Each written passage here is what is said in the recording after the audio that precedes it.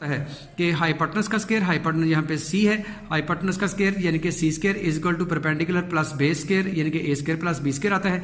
तो C square is equal to A square plus B square है, A की value भी 1 है, बी की वैल्यू भी 1 है, तो 1 का स्क्वायर 1, 1 का स्क्वायर 1, 1 प्लस 1 2 आ गया, यानी कि सी स्क्वायर की वैल्यू 2 निकल आई। इसका स्क्वायर रूट लें तो सी की वैल्यू अंडर रूट 2 फाइंड होती है। ये हमने फाइंड करनी है, फाइंड होके यहाँ पे लिखनी है, ठीक है जी।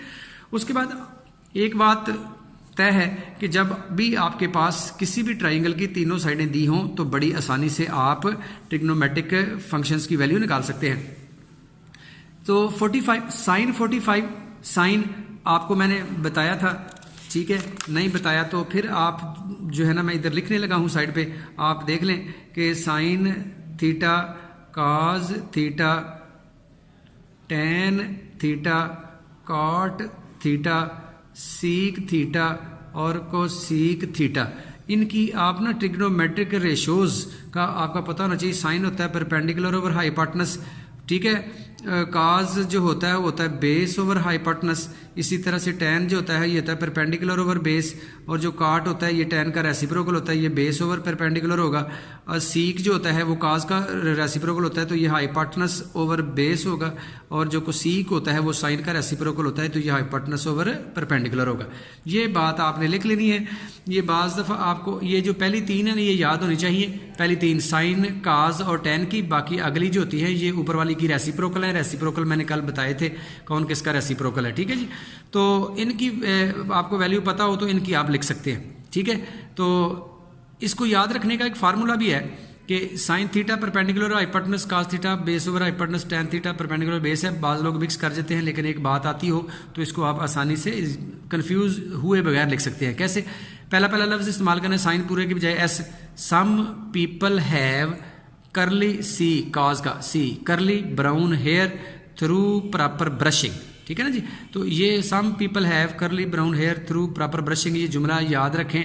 तो तीन का रिलेशन है, सम पीपल हैव साइन है, करली ब्राउन हेयर जो है वो काज है, थ्रू प्रॉपर ब्रशिंग ये टैन की वैल्यू है, ठीक है जी। तो ये याद रखें तो आपको मिक्स नहीं होता। तो अब आप सारी ट्रिग्नोमेट्रिक रेशियो आप निकाल सकते हैं किस तरह से कि साइन 45 डिग्री, साइन 45 डिग्री यानी कि साइन होता है परपेंडिकुलर, साइन 45 मतलब साइन π/4। तो आपको पता है साइन जो होता है, साइन जो होता है वो होता है perpendicular over hypotenuse, perpendicular A है और हाइपोटेनस क्या है, सी है। तो ए ओवर सी आ गया, ए की वैल्यू 1, सी की वैल्यू अंडर रूट 2, तो इसकी वैल्यू 1 ओवर अंडर रूट 2, यानी कि साइन 45 की वैल्यू 1 ओवर अंडर रूट 2 होती है।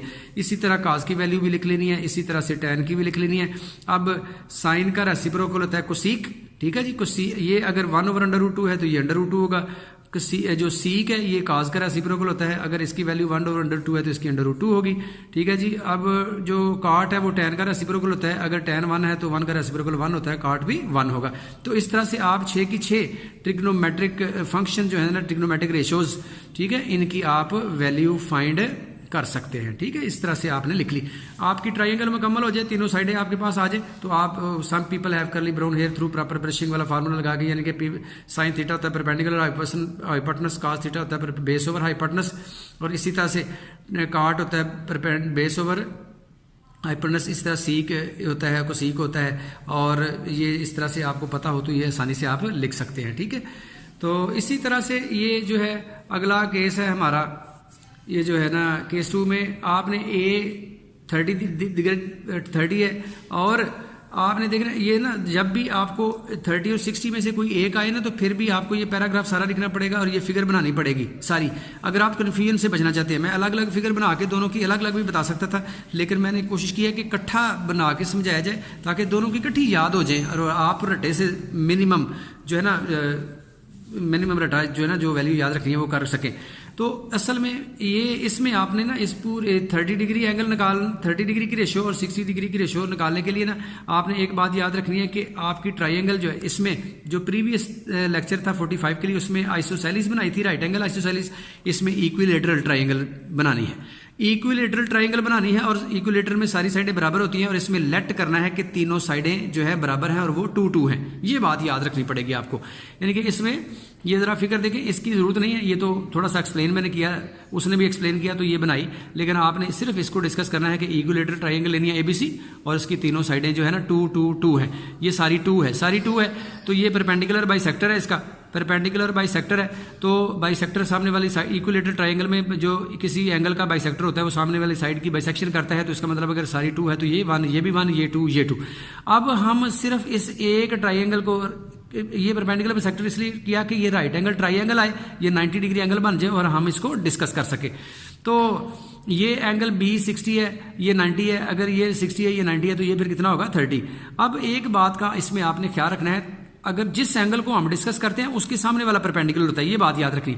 जब हम 30 को डिस्कस करेंगे तो ये परपेंडिकुलर और ये बेस होगा, अगर हम 60 को डिस्कस करेंगे तो ये परपेंडिकुलर और ये वाली साइड बेस होगी। यानी फिर दोबारा सुने, 30 डिग्री डिस्कस करेंगे तो ये परपेंडिकुलर यानी कि BD परपेंडिकुलर और AD बेस। अगर हम 60 को डिस्कस करें तो AD परपेंडिकुलर और BD बेस है। ठीक है जी, ये कन्फ्यूजन आती है बच्चों को, ये नहीं आपने करनी। बाकी जो है ना, जिस तरह मैंने पीछे वाली ट्रिग्नोमेट्रिक रेशियो लिखी है, ये पैराग्राफ आप पढ़ लेंगे, जो मैंने बोल दिया है, फिगर को देख के समझा दिया है। तो ये जो है ना 6 की 6 ट्रिग्नोमेट्रिक रेशियो 30 के लिए दी हुई है और नेक्स्ट पेज पर जो है ना 6 की 6 आपको कहता है, उसने आपके लिए डायरेक्ट कह दिया है कि आप बाकी फाइंड कर सकते हैं, वो कोई मसला नहीं है। बाकी साइन 60 की, कास सीक की और इसी तरह काट और टैन और सब की जो है ना लिखी हुई है, वो आप कर सकते हैं।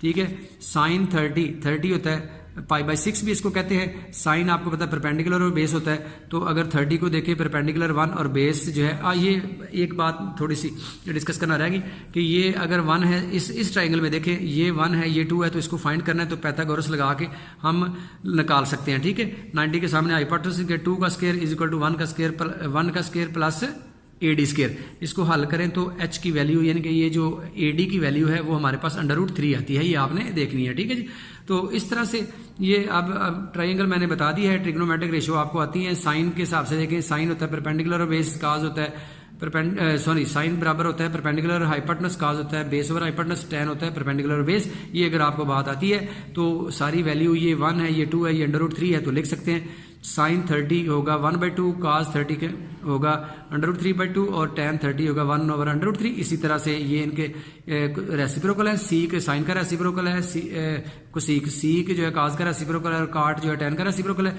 ये 30 की वैल्यू इसलिए निकल आई।